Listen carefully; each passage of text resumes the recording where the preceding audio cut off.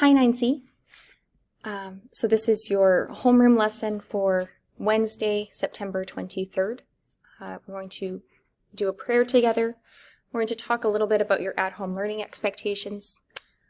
Then most of this video will be today's health lesson, which is 3 strategies to cope with stressful situations.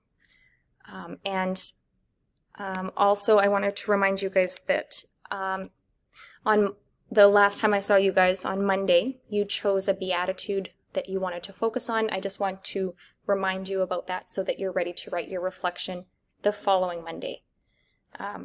So remember, that activity was that you chose a beatitude and you thought of 3 to 5 concrete ways that you could practice that beatitude in real life.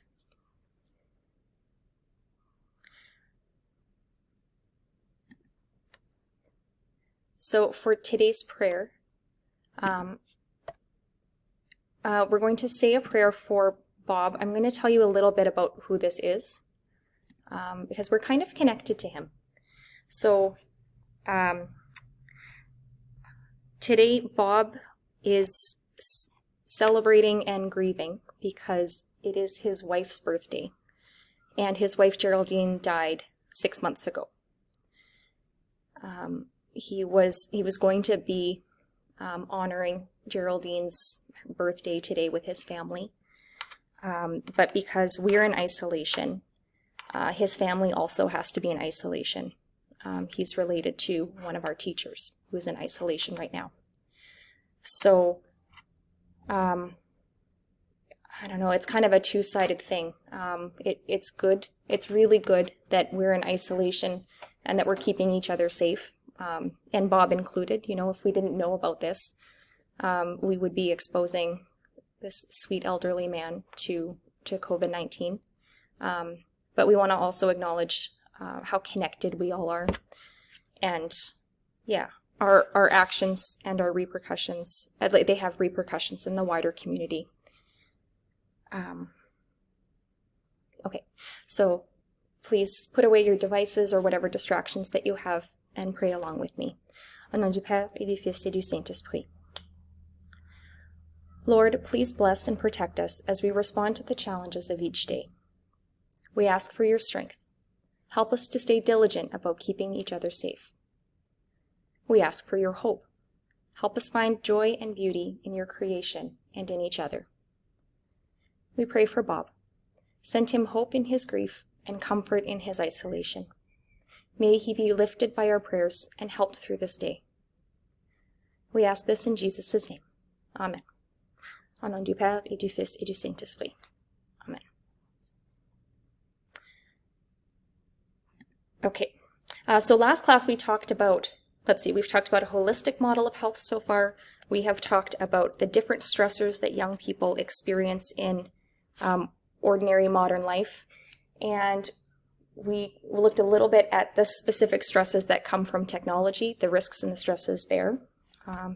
And the other part is that for each of the bunches of stresses and risks that we look at, we're going to look at ways that we can manage those risks and manage our stress. So you'll remember we made a long list of ways that you can manage the risks of being online. Okay. And so now we're going to talk about 3 different strategies that help you cope with stressful situations. So the first strategy is called the rule of 5s. So with the rule of 5s, you think about what the issue is, the situation that is causing you stress, and then you ask yourself, how much will this issue matter in 5 minutes? And then in 5 hours? And then in 5 days? 5 weeks? 5 months, 5 years. So the idea is not to pretend like the issue is not an issue, but it's to put it into perspective of how big an issue it actually is. So what this strategy does is it lets you take perspective on what's going on. Pause the video here so that you can reflect on the strategy. Sorry, not just reflect. You want to add this to your notes for health class, and you'd also want to try the strategy out. So write down what the strategy is, and then think of something that is stressing you out right now, and then try it out. Try applying this. Okay, our second strategy is called common humanity. So it's treating yourself like you would treat other people. It's kind of the opposite of the golden rule, where you treat other people as you yourself would like to be treated. With common humanity, or like reminding yourself that you're just another human being. Why you shouldn't talk to yourself the way we often do, the negative self-talk. We wouldn't talk to other people like that, so why would you talk to yourself like that? So the way that you would visualize this, when you catch yourself using negative self-talk, or getting really mad at yourself for feeling a certain way or not being able to solve a problem, pay attention to how you're talking to yourself. And then ask these 3 questions. Would you talk this way to a little kid? Would you talk this way to your best friend? Would you talk this way to a sibling, or like a younger cousin, or like someone that you're loyal to? And so what this exercise is asking you to do is talk to yourself like you would to a little kid, like you're someone who deserves kindness and patience, and to talk to yourself in a gentle way.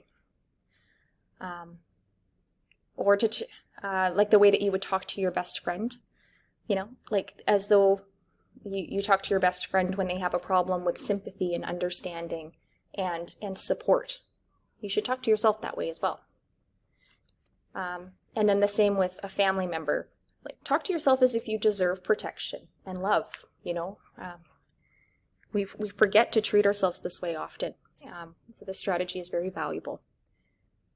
Pause the video here so that you can take notes and try it out.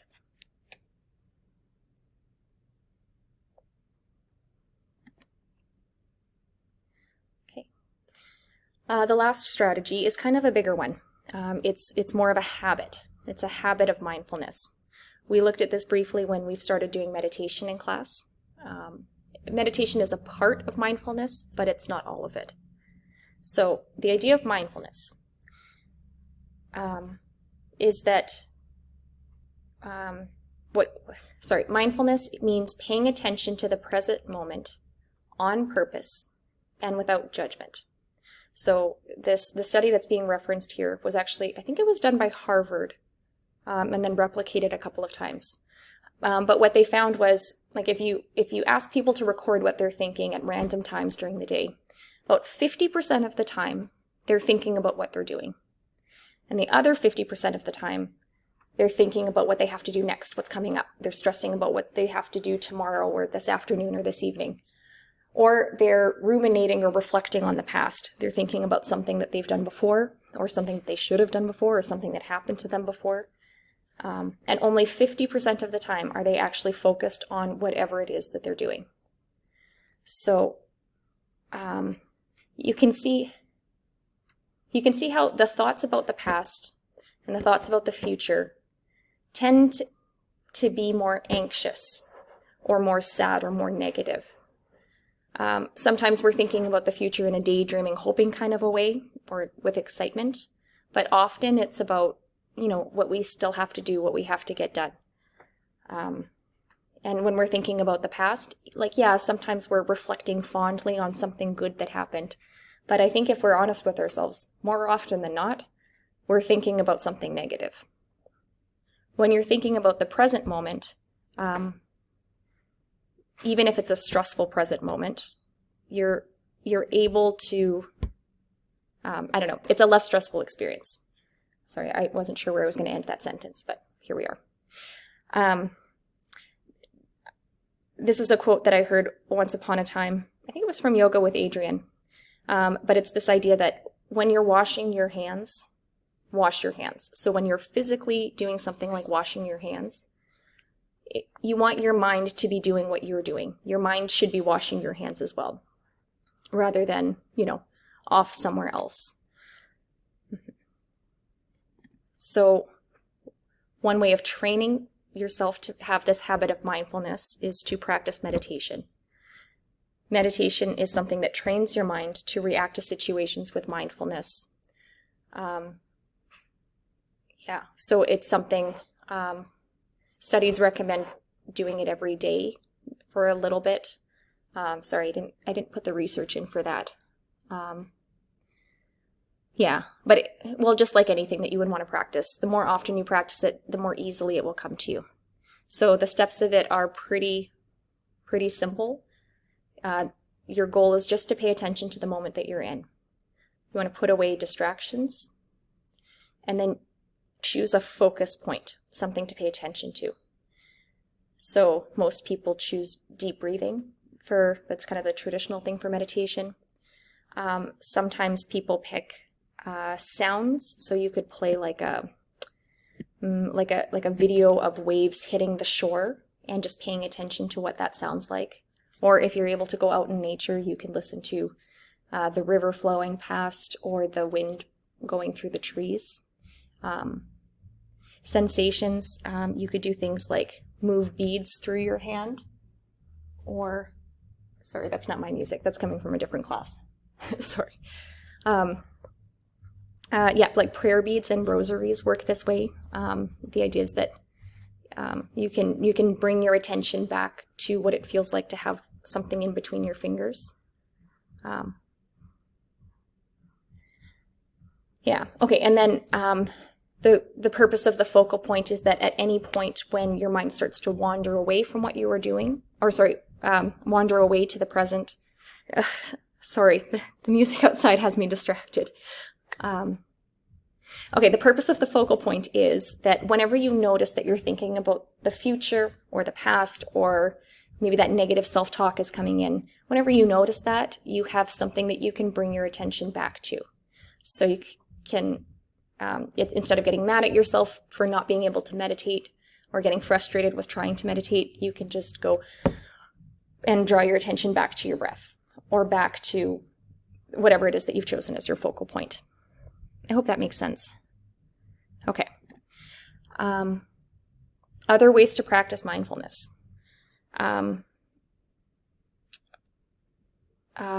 So these are 3 different strategies. And sorry, there was a 4th one that I wanted to add.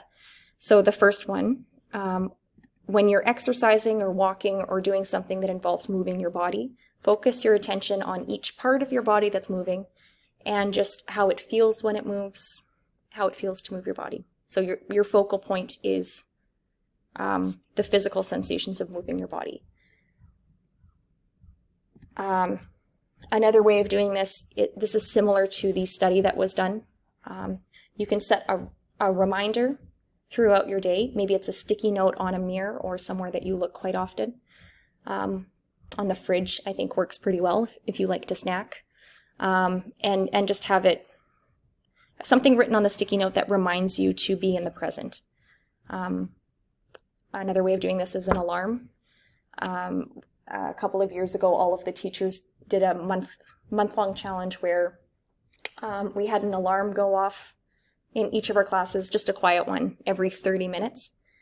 And when the alarm went off, the challenge was to stop and notice the good things that were happening in the classroom. So it was a way of like drawing your mind out of like, oh, who's off task, who's not engaged, what are all of the things that are going wrong with this lesson? And it forced us to stop and look and say, okay, most of the class is on task. Most of the class is engaged. What else is going well? What else is going well? That was an interesting experiment. I think we all benefited from using that exercise to train our brains to be more positive and more in the present. The third one is when you're having a conversation with someone, focus on listening to what the other person is saying rather than thinking about what you are going to say next. This is pretty challenging, especially if you're not very comfortable with the person that you're talking to. But I would also say that this is a good way to practice some of the Beatitudes. The 4th strategy, the one that I forgot to put in here, is to move slowly. So like move at half speed. Often we're rushing around kind of mindlessly